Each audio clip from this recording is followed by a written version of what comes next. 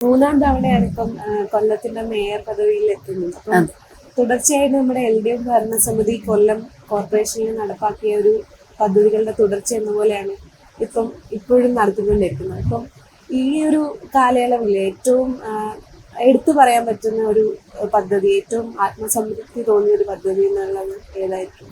ഏറ്റവും ആത്മസംതൃപ്തി തോന്നിയ പദ്ധതി അതിദരിദ്രരില്ലാത്ത കേരളം സൃഷ്ടിക്കുക എന്നുള്ള പദ്ധതിയുടെ ഭാഗമായി കൊല്ലം കോർപ്പറേഷൻ്റെ 646 കുടുംബങ്ങളെ കണ്ടെത്താനും അവർക്ക് വേണ്ട എല്ലാ സഹായങ്ങളും ചെയ്യാൻ കഴിഞ്ഞു എന്നുള്ളതാണ് ശരിക്കും പറഞ്ഞാൽ ഏറ്റവും സംതൃപ്തിയുള്ള ഒരു പദ്ധതിയായി കാണാൻ കഴിയുന്നത്. കാര്യം നമ്മൾ അവരെയാണല്ലോ ഏറ്റവും മുൻപന്തിയിലേക്ക് കൊണ്ടുവരേണ്ടത്. ആ നിലയിൽ അത് തന്നെയാണ്. പിന്നെ ഇപ്പോഴത്തെ ഒരു പ്രവർത്തനങ്ങൾ ഇനി നമ്മുടെ വരാൻ പോകുന്ന തെരഞ്ഞെടുപ്പിൽ അതിന് എങ്ങനെ ഗുണം ചെയ്യുമെന്ന്? തീർച്ചയായിട്ടും. കാര്യം വെച്ചാൽ കൊല്ലം കോർപ്പറേഷൻ 25 വർഷമായി ഇടതുപക്ഷ ജനാധിപത്യ മുന്നണി ഭരിക്കുന്ന ഒരു കോർപ്പറേഷനാണ്. അത് നേരത്തെ സൂചിപ്പിച്ചതുപോലെ 2000-ൽ തുടങ്ങി വെച്ച പദ്ധതികളുടെ തുടക്കം ഓരോ ഭരണസമിതി വരുമ്പോഴത് കൃത്യമായി നടത്തുന്നു എന്നുള്ളതാണ്. അപ്പോൾ ഈ 5 വർഷക്കാലം ഞങ്ങൾ നടപ്പിലാക്കിയ വളരെ വലിയ ജനങ്ങൾക്ക് ഉപകാരപ്രദമാകുന്ന ഒട്ടേറെ പദ്ധതികളുണ്ട്. അതിലേറ്റവും പ്രധാനമായിട്ടുള്ളത് നമ്മുടെ ഈ 70 വർഷക്കാലം കുരീപ്പുഴയിൽ നിക്ഷേപിച്ചിരുന്ന മാലിന്യ കൂമ്പാരത്തെ ഏറ്റവും ശാസ്ത്രീയമായി ബയോമൈനിങ്ങിലൂടെ സംസ്കരിക്കാൻ കഴിഞ്ഞു എന്നുള്ളതാണ്. അതുകൊണ്ട് തന്നെ 16.5 ഏക്കർ സ്ഥലം ശരിക്കും ഉപയോഗപ്രദമാകുന്ന നിലയിലേക്ക് നമുക്ക് എത്തിക്കാൻ കഴിഞ്ഞു. അവിടെ ഇപ്പം നമുക്ക് കേരളത്തിൽ തന്നെ ആദ്യമായിട്ടുള്ള RRF BOT വ്യവസ്ഥയിൽ അജൈവ മാലിന്യം ഏറ്റവും നല്ല രീതിയിൽ സംസ്കരിക്കുന്നതിനുള്ള വെയിൽ ചെയ്ത് കൊണ്ടുപോകുന്നതിനുള്ള ഒരു സംവിധാനം നമുക്ക് അവിടെ 20,000 സ്ക്വയർ ഫീറ്റിൽ തുടങ്ങാൻ കഴിഞ്ഞു എന്നുള്ളത് ഒരു വലിയ കാര്യമാണ്. പിന്നെ ഈ മാലിന്യം മാറ്റിയിട്ട് അവിടെ പൂന്തോട്ടം ആക്കാൻ കഴിഞ്ഞു. ഇപ്പോൾ അവിടെ നമ്മുടെ STP സ്ഥാപിച്ചു. 34 കോടി രൂപ ചെലവഴിച്ചുകൊണ്ട് STP സ്ഥാപിച്ചു.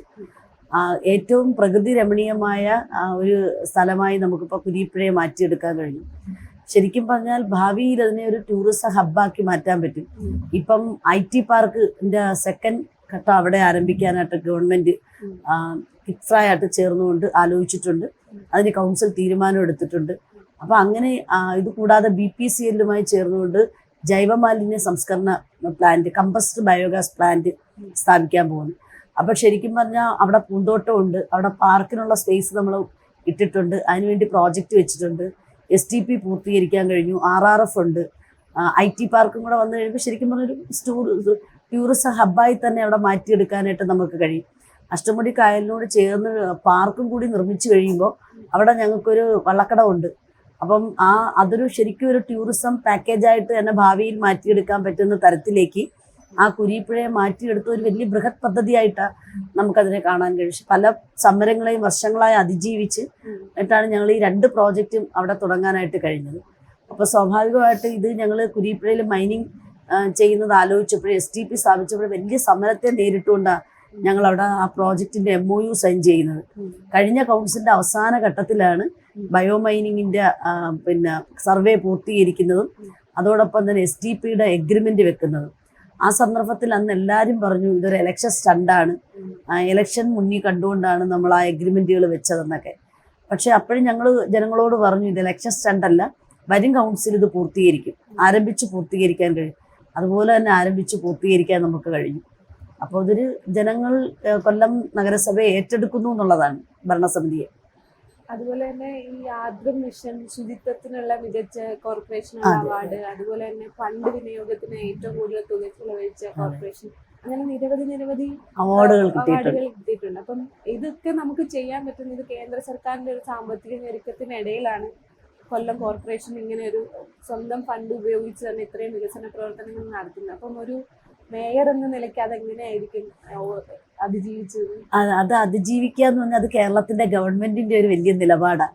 കാരണം കേന്ദ്ര ഗവൺമെൻറ്റിൻ്റെ ഫണ്ട് നമുക്ക് തരാതിരിക്കുമ്പോഴും അല്ലെങ്കിൽ അത് വൈകുമ്പോഴും കേരളത്തിലെ പ്ലാൻ ഫണ്ട് കൃത്യമായി നഗരസഭകൾക്ക് ലഭിക്കുന്നു.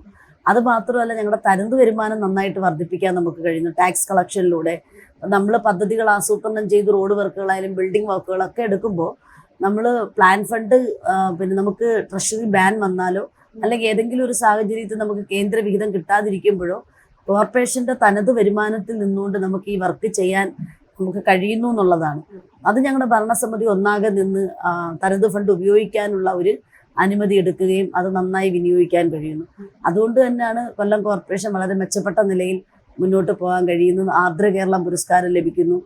അത് ശരിക്കും നമുക്ക് ആരോഗ്യ രംഗത്ത് വളരെ വലിയ ഇടപെടൽ നമ്മൾ നടത്തുന്നു.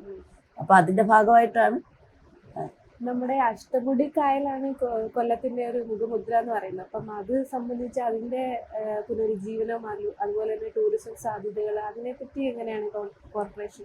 അതിനെപ്പറ്റി കോർപ്പറേഷൻ വളരെ വലിയ കാഴ്ചപ്പാടാണ് അഷ്ടമുടി കായലുമായി ബന്ധപ്പെട്ടുള്ളത്.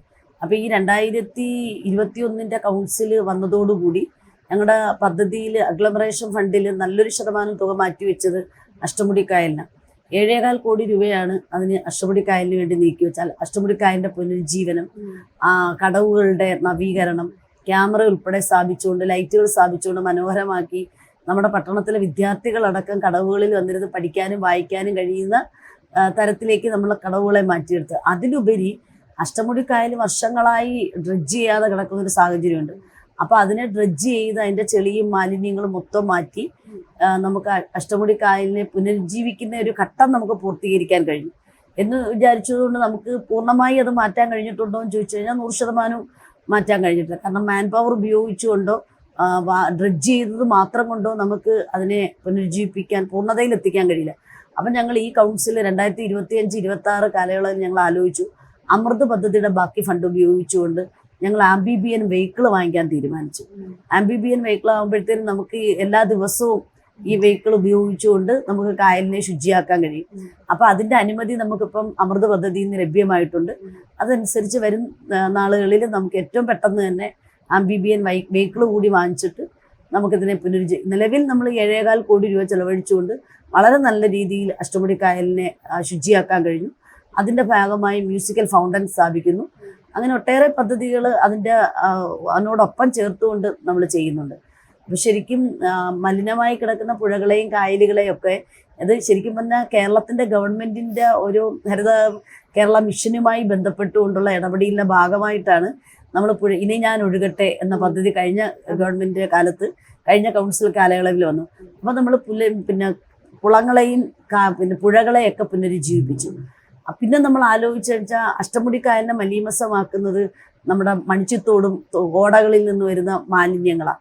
അപ്പോൾ അഷ്ടമുടി കായലിനെ നമ്മൾ പുനരുജ്ജീവിപ്പിക്കാൻ ആലോചിച്ചു. അങ്ങനെയാണ് നമ്മൾ ആ ഫണ്ട് വെച്ചുകൊണ്ട് അഷ്ടമുടി കായൽ ജീവനാണ് അഷ്ടമുടി ജീവിക്കണം അഷ്ടമുടി എന്ന ക്യാമ്പയിനിലൂടെ കഴിഞ്ഞ 2021-24 വരെയുള്ള മേയറും ശ്രീമതി പ്രസന്ന ഏണസ്റ്റ് കൊല്ലം നേതൃത്വം കൊടുക്കുന്ന കൗൺസിലായിരുന്നു അതിന് പ്രാരംഭം കുറിച്ചതും പൂർത്തീകരണ ഘട്ടത്തിലേക്ക് എത്തിച്ചിട്ടുള്ളത്.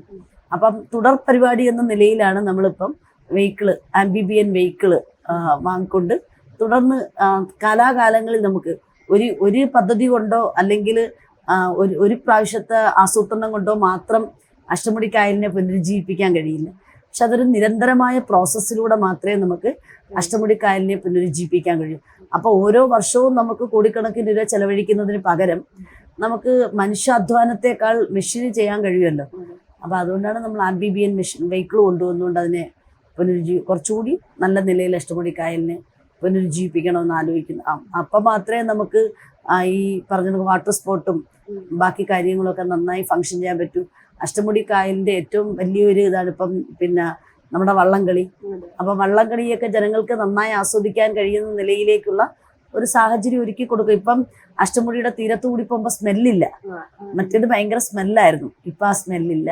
യുവാക്കൾക്കും സ്ത്രീകൾക്കുമായിട്ടൊക്കെ എന്തൊക്കെ പദ്ധതികളാണ് ഇപ്പം കൊല്ലം കോർപ്പറേഷനെ ആവിഷ്കരിച്ചിരിക്കുന്നത്? നമ്മൾ യുവാക്കൾക്കും യുവതികൾക്കുമായിട്ട് ഒട്ടനവധി പദ്ധതികൾ നമ്മൾ ആസൂത്രണം ചെയ്യുന്നുണ്ട്.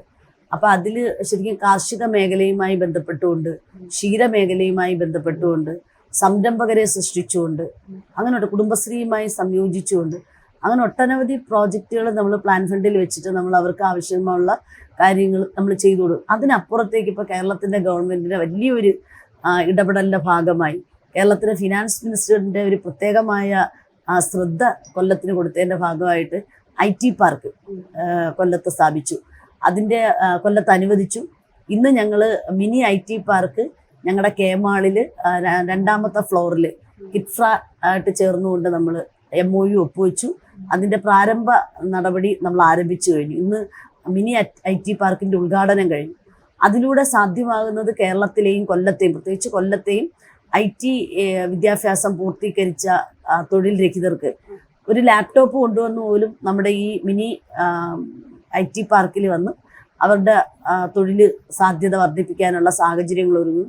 അവിടെ സബ്സിഡി ഉൾപ്പെടെ കൊടുത്തു. ഇപ്പം ഒരു കമ്പ്യൂട്ടർ വിദ്യാഭ്യാസം പൂർത്തീകരിച്ച ഒരു അഭ്യസ്ത വിദ്യന് ഒരു കമ്പ്യൂട്ടർ കമ്പനി തുടങ്ങണമെങ്കിൽ തന്നെ ഭീമമായ വാടക ഷോപ്പിന് കൊടുക്കേണ്ടി വരും. അങ്ങനത്തെ ഒരുപാട് ബുദ്ധിമുട്ടുകൾ ഉള്ളതുകൊണ്ടാണ് പലപ്പോഴും നമ്മുടെ കുട്ടികൾ പിറകിലോട്ട് പോകുന്നത്. അപ്പോൾ അവരെ കുറച്ചുകൂടി ഈ രംഗത്തേക്ക് കൊണ്ടുവരാനുള്ള, അവരുടെ തൊഴിൽ സാധ്യതയെ കൂടുതൽ ഉറപ്പുവരുത്താനുള്ള ഒരു സാഹചര്യമാണ് ഞങ്ങളുടെ ഈ മിനി IT പാർക്കിലൂടെ ലക്ഷ്യം വെക്കുന്നത്.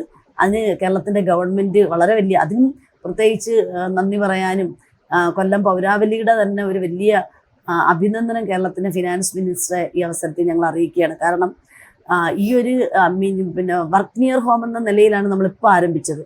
എന്നാൽ കോർപ്പറേഷന് തന്നെ ആണ്ടാമുക്കത്തെ 3 ഏക്കർ 91 സെന്റ് സ്ഥലത്ത് പിന്നെ IT 10 നില കെട്ടിടത്തിൽ IT പാർക്ക് വരികയാണ്.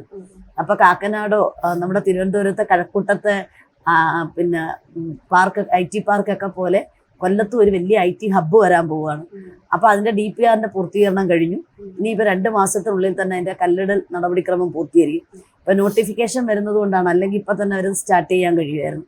അപ്പോൾ ആ നിലയിലേക്ക് കൊല്ലം പട്ടണത്തിൻ്റെ യുവതകളെ, അഭ്യസ്ത വിദ്യരായിട്ടുള്ള യുവതകൾക്ക് വലിയൊരു സാധ്യതയാണ് ഈ IT-യുമായി ബന്ധപ്പെട്ട് വരുന്നത്. സാധാരണ ഉള്ള തൊഴിൽ രഹിതർക്ക്, ഇപ്പം പെൺകുട്ടികൾക്കായാലും ആൺകുട്ടികൾക്കായാലും ഒട്ടേറെ സംരംഭങ്ങൾ തുടങ്ങാനുള്ള വളരെ വലിയ സാധ്യത നമ്മൾ പദ്ധതിയിലൂടെയും അതുപോലെ തന്നെ കുടുംബശ്രീയിലൂടെയും സാധ്യമാക്കിയിട്ടുണ്ട്. ഈ ഒരു പദ്ധതികളൊക്കെ തന്നെ ആവിഷ്കരിക്കുമ്പോൾ ഇതിന്റെ ഒരു ഫലം നമുക്ക് തെരഞ്ഞെടുപ്പിലും കാണാം.